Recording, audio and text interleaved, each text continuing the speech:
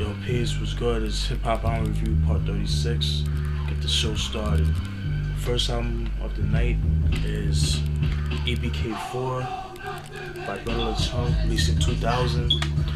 Nothing to it, Brotha, just spitting his ruggedness, that horrorcore shit and shit like that.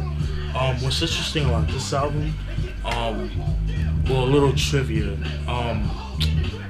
Around this time, Brotha was having problems with Cedric Singleton, the owner of Black Market Records. For my Brotha fans, you guys should know about this. But Cedric Singleton, he was like, he had a whole bunch of songs that Brotha had recorded, and just started putting them out as albums. And just putting it out without Brotha's permission, you know what I mean? And that kind of like drew a bad relationship with that. You know what I'm saying? Like he was talking about it. I think in a couple of interviews he talked about that. That drew bad blood between them two and things like that. And I believe The Virus was like the last album that he did under Black Market Records. And then after that, when he put out Lynch by Inch, I did a review on that album. Was the first album he came out with his own record label, Sick Made Records. But this is definitely a dope album. If you're a fan of Brotha, you want to add this in your collection, this is definitely a must-have in your collection. This is Brotha, EBK4, released in 2000. Next album is Old DBs, Old Dirty Bastards, Ason Unique, Russell Jones, aka Old Dirty Bastard, Return of the 36 Chambers, released in 1995. You guys should know who Old Dirty Bastard is. You don't know who he is, go on Wikipedia. But you guys should have an idea who he is. But anyways, this is his debut album, released in 95. A hip hop classic, I'm not gonna say a Wu classic. This is a hip hop classic. This is definitely a must-have in your collection. Singles design was known for his Brooklyn Zoo and Shimmy Shimmy Ya. You know what I mean?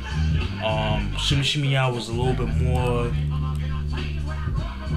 I don't want to say radio friendly, but at the time, back when music was, when the radio actually started playing dope shit. It was playing dope shit, excuse me. But, this album is dirty, it's grimy, to put it this way, to put it in a nutshell, it leaves off from 36 Chambers. If you like that album, then you would definitely enjoy this album. It's dark and gritty, but with a twist, you know what I mean? Like, and what I mean by that is like, it's still reminiscent of 36 Chambers, but with a distinct, weird sound, you know what I mean? And, with Old Dirty Bastards, dark comedy, he's comedic, but he's clever with his wordplay, you know what I mean? I feel like a lot of people don't really give Old Dirty Bastard credit, cause he could actually rhyme, you know what I mean? A lot of people think he's just, raps bullshit, blah, blah, blah, blah, you know what I mean? But, he could definitely rap, you know what I mean? Another dope thing is that they just recently re-released this album, and, it comes with, like, it's a 2-disc album, the actual album, and I believe the second album is, what is it,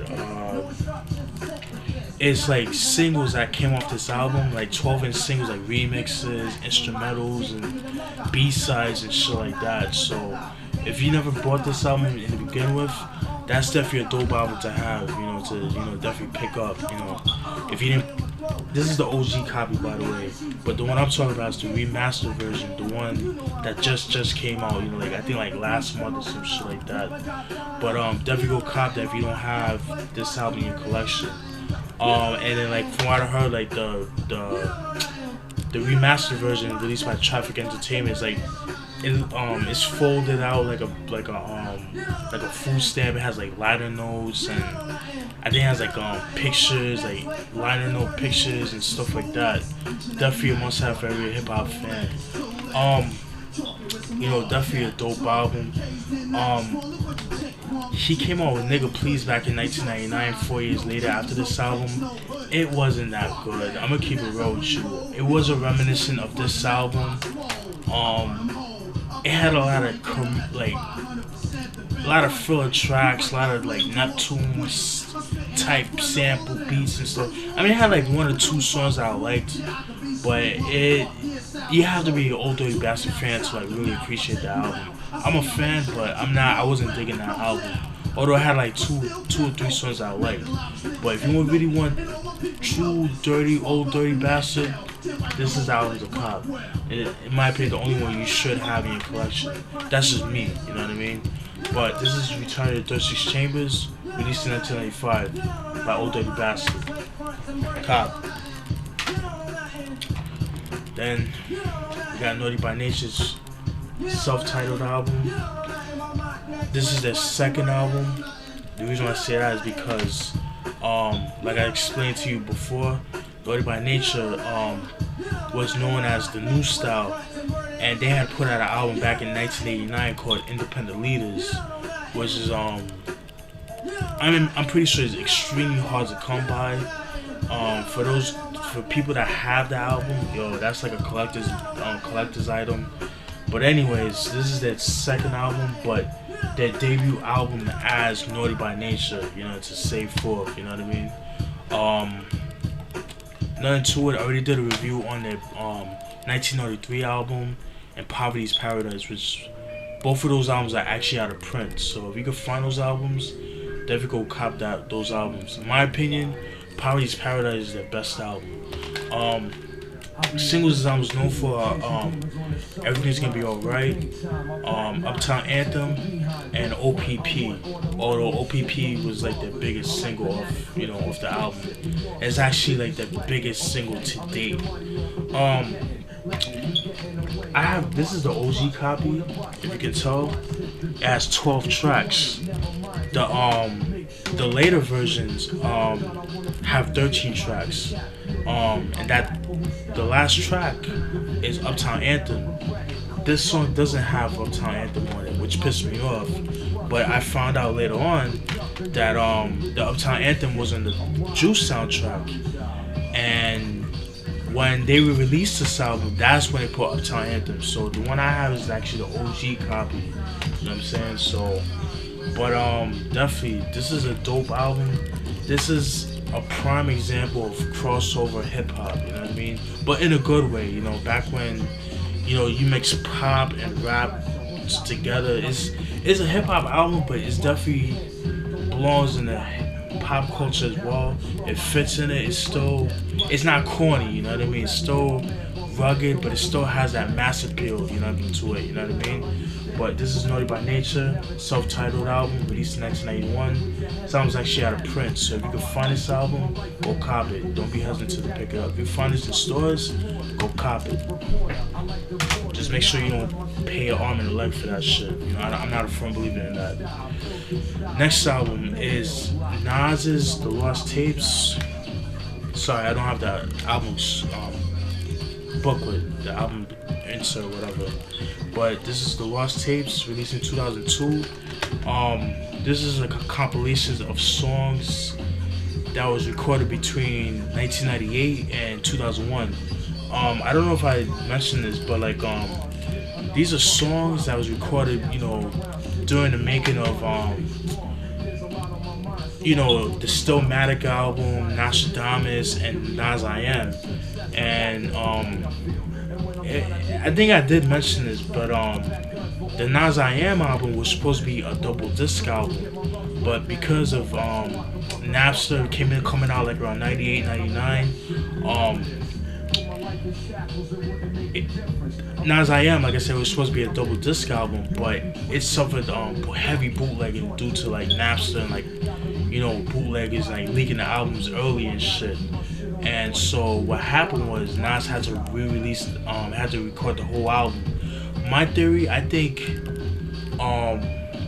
Nostradamus was the second disc of the Nas I Am album. That's just my theory. I could be wrong, and things of that nature.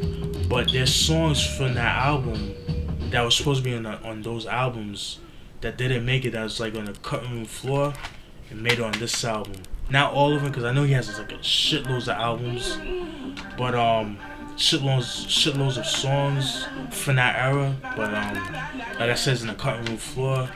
But this is definitely a must-have in your collection. If you're a fan of Nas, hold up.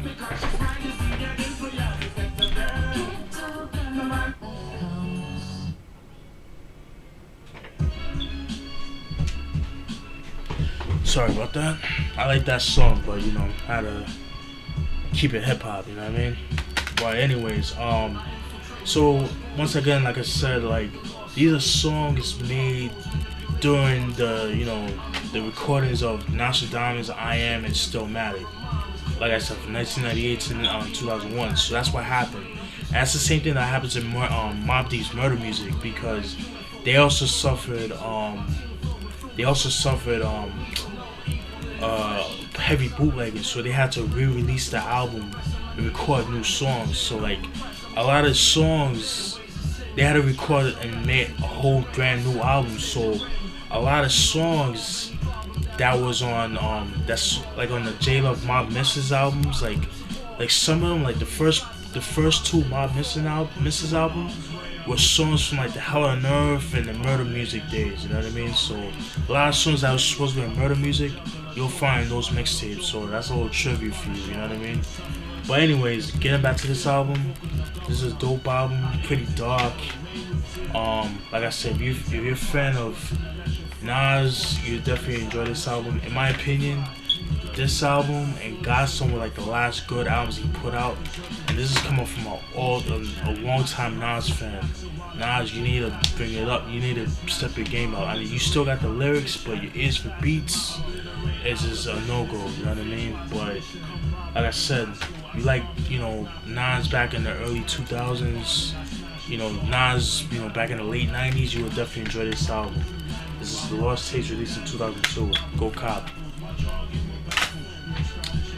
Then we got, let me see how much time I got left.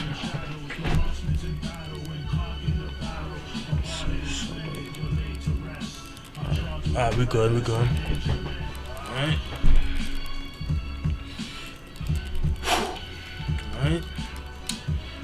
Next album is Common's debut album, Can I Borrow a Dollar, released in 1992.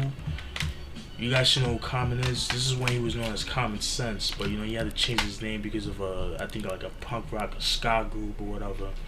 But this album, in my opinion, is very, very, in my opinion, his most underrated album, in my opinion. Because, people think Resurrection is his first album. It's not. I thought so too, but when I found out about this album, definitely, this album right here is Common when he was, I think, like 21 or 22 or something like. I think it was like 20 years old when he put this album out. His style was very different. He was like more rapping more like a gangster rapper, braggadocious lyrics, misogynistic, fucking bitches and shit like that, shit that hood niggas talk about, you know what I mean? He was the typical rapper, like it's very distinctive because in this album his flow was different. He had like a singy songy type of flow, and then you could when he would have like a high pitched voice, you know what I mean? Like it's like hi, like if you don't know what I mean, go check Take It Easy, which was a single. I'll post on a link to the videos for that. All of the beats were most of the beats were produced by Emmett Slope, aka No ID. No ID went by the name Emmett Slope, and I believe he rapped too. I think he did a couple of verses and whatnot. But this is definitely a dope album. This is definitely a must-have in your collection if you can find it, because I believe this album was actually out of print. Singles this album was known for Take It Easy, like I said, Breaker 19, and Sold by the Pound. I posted on a link for those, and they all have videos for it. Another thing too, what pissed me off about this album, the Sold by Pound, the video version is so much better. I didn't like the album version. When I heard the album version, I was like, what the fuck? It's not from the video, you know what I'm saying? It's like you know what I mean? But that's nothing to take away from this album. But this is an album you should have. Every hip hop fan, every comic fan should have this album. If you're a fan of early 90s hip hop, you know, jazz hip hop, you know, you should definitely enjoy it. You should definitely copy this album. If you can find it, go copy it, because it's actually out of print. This comic, Can I Borrow $1, released in 1992. The last album is Tribe Called Quest's Law and Theory. This is the second album. Law and Theory, you guys should know, it's like one of the most influential albums of all time. A lot of people say this is their best album. I don't know, man, because I'm in between this album and Midnight Marauders, you know what I mean? But let me get to the singles first. The singles this album is known for are what's the singles? Check the Rhyme, Jazz We've Got, which is like my all-time favorite Tribe song, like one of them, and Scenario. And what's interesting is that what's the song? Show Business, number 6. Is it Show Business? Yeah, Show Business. You know, that song, there's actually a song called Georgie Porgy, and they had to delete that song because that song from it was homophobic, you know, sort of like beating out gays and shit like that, you know what I mean? So, you know, they had to cut that out, you know what I mean? But it's on YouTube. I'll post on a link. If I find it, I'll post it down the link. This album was pretty dope. It's like, to me, the darkest album. The beats were very minimalistic, you know, very stripped down beats and things of that nature. But Tribe Called Quest, Law and Theory, this is a type of album that, you know, it has that, you know how like back in the day you had cats back in the 60s, they go to the jazz rooms and it was like smoked out. This is the type of album, this is like the soundtrack to that time, but in the 90s, you know what I mean? Definitely a dope album, the darkest, and definitely a must have for every hip hop head. And go cop the Beach Rhymes of Life documentary. I haven't seen it yet. I will go buy it. I'm gonna get it on Blu-ray because you know, just to see it. You know what I mean? But definitely that's it for now. I actually ran out. I actually ran out of CDs now, but like I'm gonna keep digging, so don't be hesitant. Just be patient. When I buy more CDs, I will keep going. It won't be long, so just be patient. And I might do that 25 my all-time favorite albums of all time, the 25 all-time favorites. So stay tuned for that and much more videos. Alright, so have a good night. Peace.